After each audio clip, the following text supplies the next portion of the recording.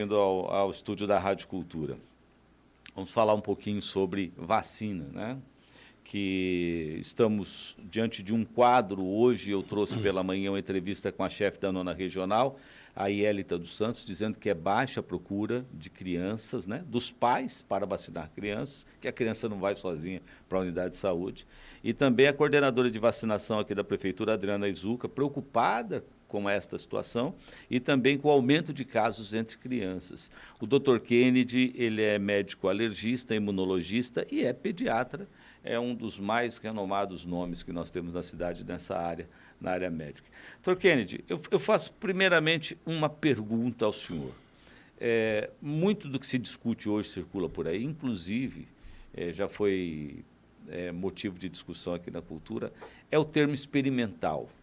Quando nós falamos de vacina para a Covid, onde entra esse termo e de onde saiu isso, Dr. Kennedy? Bom dia. Bom dia, é um prazer estar aqui. Obrigado pela oportunidade de compartilhar a informação.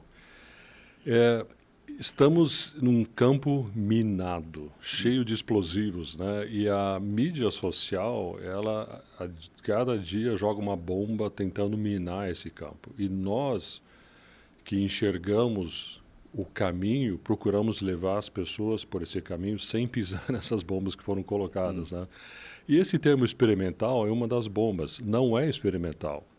A vacina, falamos especificamente da Pfizer, foi extremamente bem estudada, ela passou rigorosamente por todas as etapas de vacina, que é a fase 1, fase 2, fase 3, já estamos na fase 4, que é a vigilância pós-vida real, né? E foi aprovada por todos os órgãos reguladores que são extremamente exigentes, né? Eu diria que experimental é deixar teu filho pegar a Covid e ver o que acontece. Isso é uma experiência. Eu não aconselho, ok? E vamos aos números, tá? Eu vou falar só do Hospital Pequeno Príncipe, que é uma referência no Paraná, que atende uma parte da população paranaense. Só esse mês, em um mês, tivemos 72 internamentos em crianças. Comparado a 2020, havíamos 84. Então, em um mês, eu tenho quase o mesmo tanto de criança internada que o ano todo de 2020. E já cheguei em 30% das crianças internadas do ano passado todo, né? E aí, quando a gente olha, mas é criança com comorbidade ou não? 40% crianças sem nenhuma comorbidade estão internadas, né? Então, assim, ontem mesmo morreu uma criança de 4 anos, uma menina em Maringá, por Covid, né? Sem nenhuma comorbidade. A criança é perfeita, maravilhosa. Então, experimento, deixa teu filho pegar a Covid e ver o que acontece. Isso é um experimento. Então, ou seja, o senhor falou aí de redes sociais, né? Humberto Eco, ele tem uma frase muito interessante, que as redes sociais deram voz a uma legião de imbecis, né?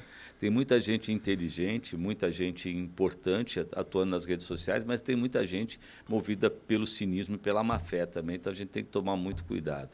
Doutor, vacina é segura? Eu estou perguntando da sua experiência de décadas já, né, como profissional na área médica.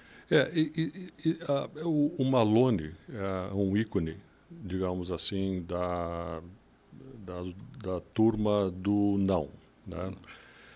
E o Malone foi sucessivamente desmontado, todos os argumentos dele são falsos, não tem fundamento nenhum, ele não descobriu a vacina do Covid, ele foi uma peça bem pequena na vacina RNA, mas ele ganhou holofote. Inclusive o Spotify perdeu $2 bilhões por ter colocado uma entrevista do Malone com o Joe Rogan, né? E criou uma maior revolta de números, centenas de profissionais da ciência, né? De como que você espalha fake news, né?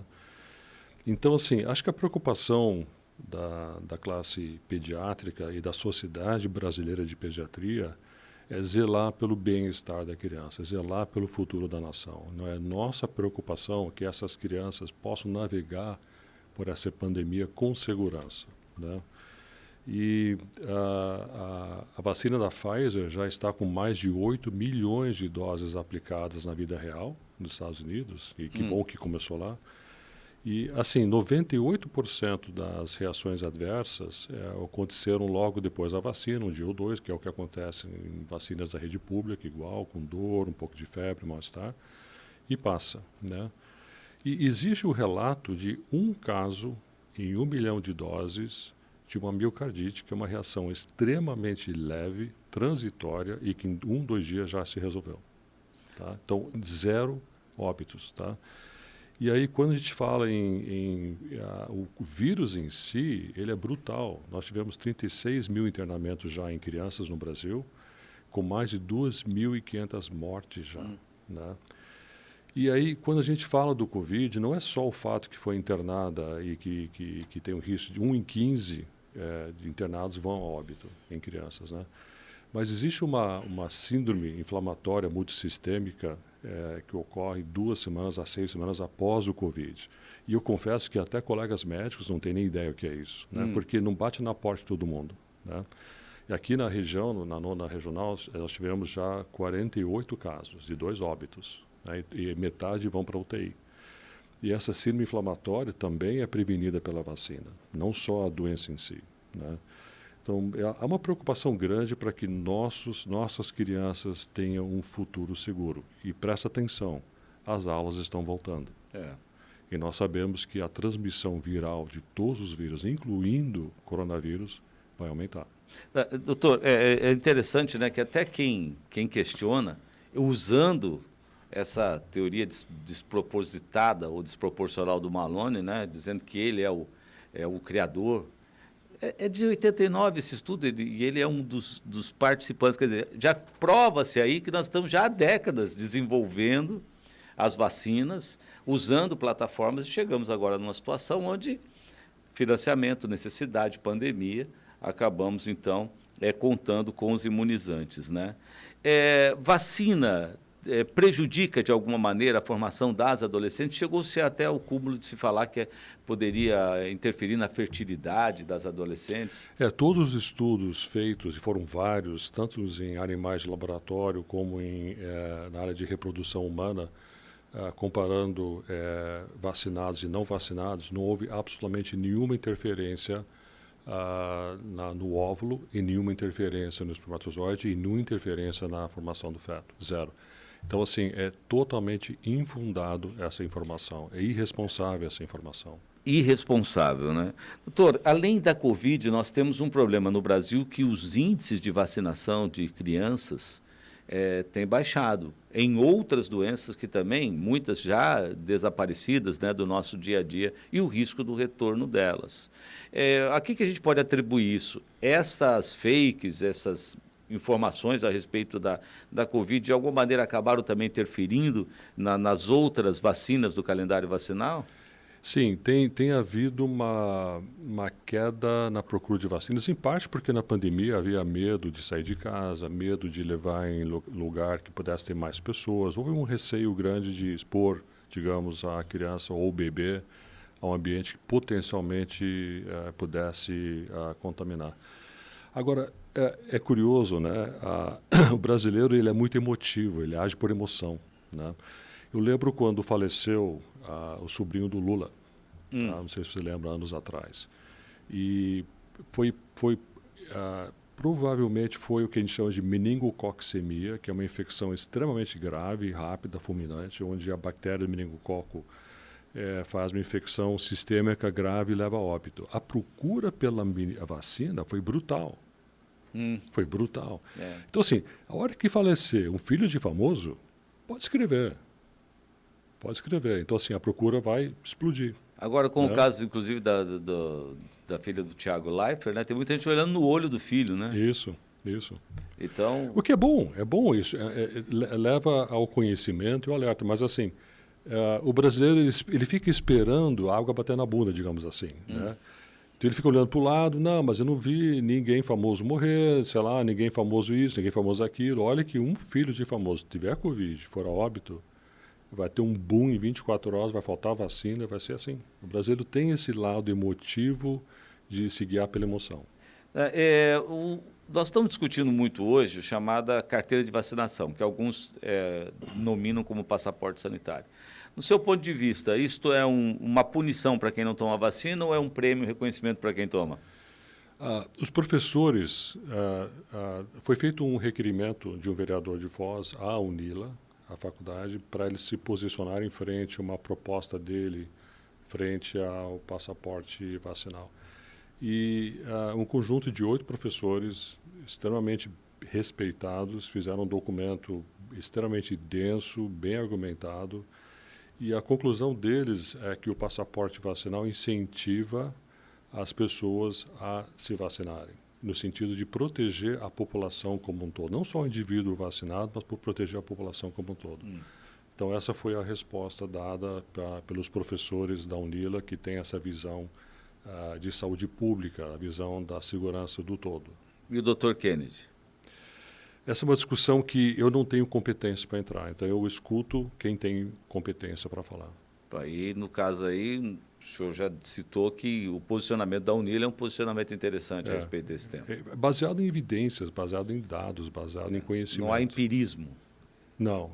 É conhecimento mesmo. Há uma preocupação de saúde coletiva. É uma preocupação enquanto não houver, digamos, uma proteção coletiva, o vírus circulando vai continuar causando doença, vai continuar causando óbitos e vai continuar causando mutações. O senhor, durante uma live que foi bastante assistida, inclusive continua sendo assistida, porque ela foi disponibilizada, o senhor fez uma metáfora a respeito de viagens, de estradas, de utilização de estradas, né? Vamos repetir, que é bastante interessante. A gente tem que prestar bastante atenção para entender. Aliás, não precisa prestar muita atenção, não. Você vai entender de cara o que o Dr. Kennedy quer dizer com isso. Que é uma viagem daqui para Curitiba, por exemplo. Então, final do ano, quando eu viajo para Curitiba no final do ano, passar Natal com a sogra, eu me pergunto, vou chegar vivo? Quantas pessoas que eu conheço já morreram na estrada, né? Sim, foi tranquila a estrada. E eu fiquei pensando, como é que isso se compara com a vacinação da criança, né? Então, assim, para aquela pessoa, o representante que viaja toda semana para Curitiba há 20 anos, nunca aconteceu nada, ele vai dizer, cara, a viagem é tranquila, ou seja, o Covid é uma gripinha. Graças a Deus, para a maioria das pessoas, a estrada é tranquila. O Covid é, entre aspas, uma gripinha, ele é leve. Não leva a internamento, não leva a síndrome inflamatória, não leva a óbito, né? Então, para essas pessoas, repercute para que vacina? Bobagem, né? Agora, pergunta para o profissional que trabalha no SAL, no Serviço de Atendimento ao Usuário, que trabalha no guincho, que vai guinchar o acidente, que vai atender o acidente. Ele vai te dar uma imagem completamente diferente, que é o médico, é que nós vemos, né? Então, o médico na linha de frente, que lida com a criança na UTI, que vê o estrago que a miocardite do vírus causa, tá? Nós tivemos que transferir criança para um INCOR em São Paulo. Nós temos a cardiopediatra desesperada com uma criança que perdeu toda a função do miocárdio. É como se tivesse tido um enorme infarto, né? E que é um prognóstico muito reservado. Então, quando a gente vê as lesões de coronárias, lesões com aneurismas, né?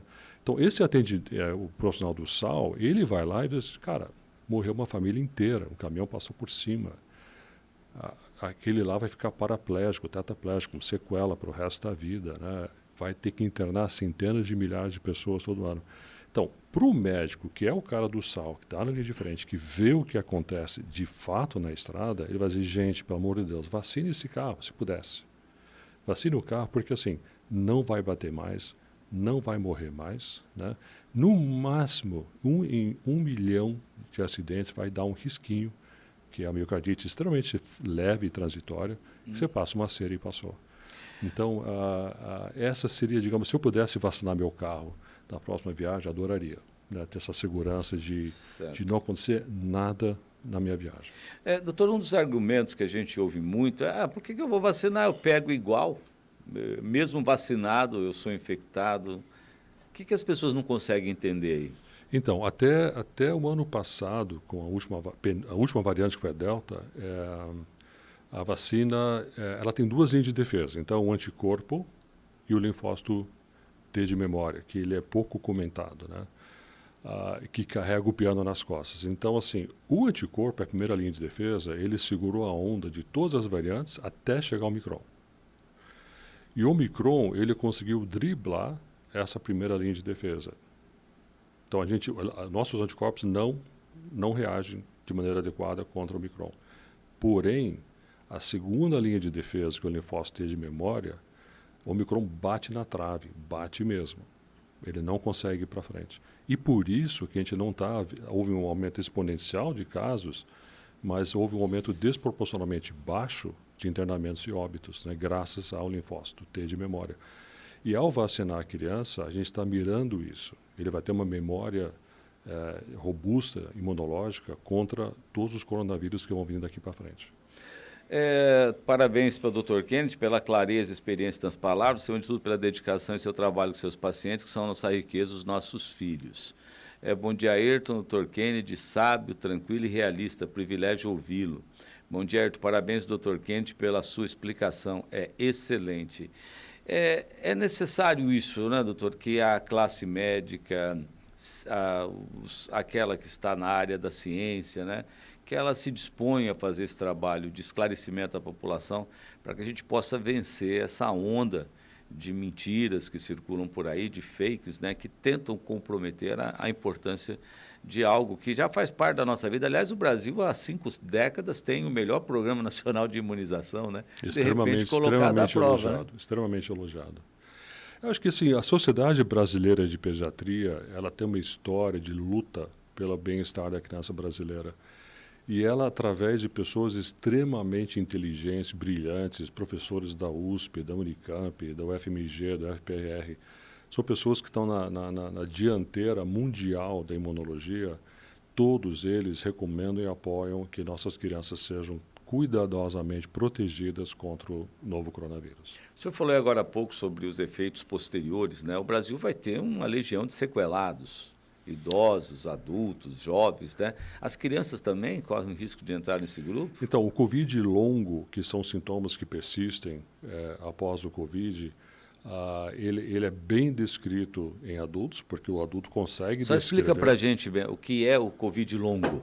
Então, o Covid longo é a persistência de sintomas após o Covid. E isso está sendo identificado nos pacientes? Sim, em crianças também. Em crianças. Então, a gente tem o conhecimento dos adultos.